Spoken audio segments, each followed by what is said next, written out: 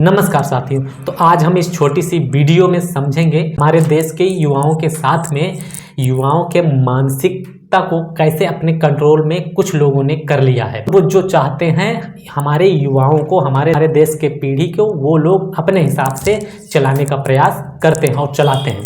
तो समझते हैं, जब कहीं भी दंगा फसाद होता है तो कुछ राजनेता होते हैं जो अपने पॉलिटिक्स करियर के लिए बचाने के लिए या देश के युवाओं को झोंक देते हैं उस लड़ाई में।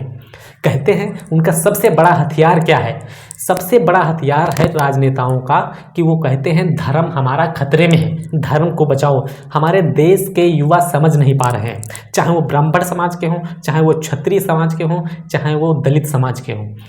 जब ये लोग धर्म को बचाने के लिए जाते हैं तो क्या होता है? तो ये लोग नहीं सोचते हैं क्यों यही धर्म बचाने चले जाते हैं। तो ये धर्म बचाने क्यों जाए? न तो उद्योगपति का लड़का जाता है, न तो पीएम, सीएम, सांसद, ये कोई धर्म बचाने के लिए जाते हैं? कोई नहीं जाता है, केवल युवा जाते हैं। तो इस चीज़ को सारे युवा ध्यान से समझें कि आपके माइंड सेट को कैसे कंट्रोल वो लोग कर रहे हैं, आपकी मानसिकता को, मानसिक गुलाम आपको कैसे बना रहे हैं वो लोग, आप लोग भी समझ भी नहीं सकते। तो इस बात को बड़े ध्यान से, बड़ी गौर के साथ में सुने। हमारी आने वाली जैसे पीढ़ियाँ आएंगी, हम सभी के बच्चे जब होंगे तो वो पूछेंगे कि पापा आपने हमारे लिए क्या किया? तो आप क्या कहोगे? पढ़ने के टाइम पर हम धर्म बचा रहे थे। तो जब वो पूछेंगे आप लोगों से क्वेश्चन, कहेंगे कि पिताजी आपने हमारी शिक्षा के लिए क्या किया? तो आप क्या कहोगे? जब बेटा सब भी पढ़ रहे थे तो हम अपना धर्म बचा रहे थे।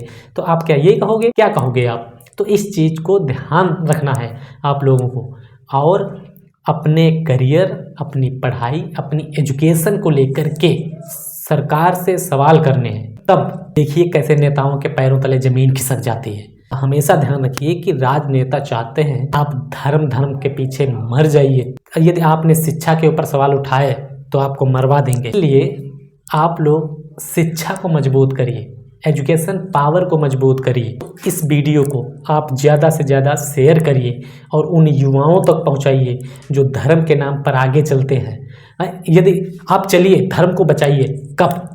सबसे पहले जब उद्योगपति, पीएम, सीएम, सांसद आए आगे, तब आप पीछे से चलिए धर्म को बचाने के लिए। क्यों? आपके लिए धर्म है, उनके लिए धर्म नहीं है। जो लोग कहते हैं धर्म बचाइए, जो कहते हैं उनके लिए तो बहुत इंपॉर्टेंट है धर्म। तो इसलिए जो कहते हैं धर्म को बचाइए, तो आप लोग जब चलिए आगे, जब वो खुद आगे चले तब पीछे से जाइए। तो देखिए खुलासा हो जाएगा कि वो धर्म चाहते हैं या वोट चाहते हैं, आपकी उसी पद पे बने रहना चाहते हैं। इसलिए इस वीडियो को ज़्यादा से ज़्यादा शेयर करिए ताकि ये वीडियो लोगों तक पहुंच सके और उन तमाम युवाओं को एक संदेश दे सके कि आप धर्म को बचाने के लिए क्यों जाते हो। आप जाते हो या वो लोग भेजते हैं आपको? चीज़ को ध्यान में रखना है, अपनी एजुकेशन पावर को बढ़ाना है और अपनी शिक्षा से संबंधित सवाल पूछने हैं।